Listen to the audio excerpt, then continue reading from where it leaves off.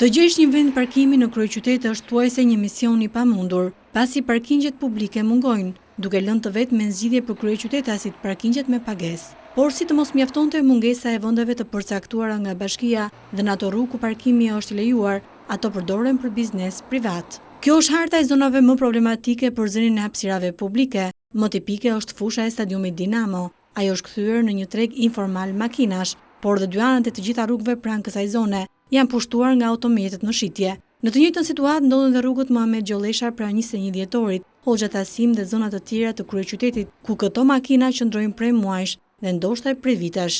Të vetmet vende ku nëse ke pak fat mund të gjesh një vend parkimi është ai pas muzeut kombëtar dhe në bulevardin kryesor. Ato janë me pagesë administrohen nga Bashkia e Tiranës, por dhe në këtë rast ky është kthyer në një biznes të palishëm, pasi krahas punonjësve të bashkisë, shumë të mitur janë bërë administrator të këtyre parkingjeve, duke I çuar lekët jo në arkën e bashkisë, po në xhepat e tyre. Por kjo nuk ndodh vetëm në Tiranë.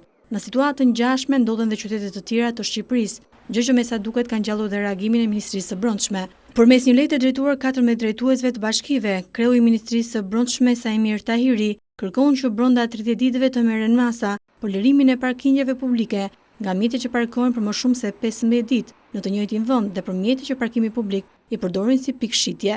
Në letrën e tij, ministri thekson se mbetet në pritje të një reagimi të shpejtë të njësive vendore, në të kundërt policia e shtetit do të veprojë për të liruar vend parkimet publike.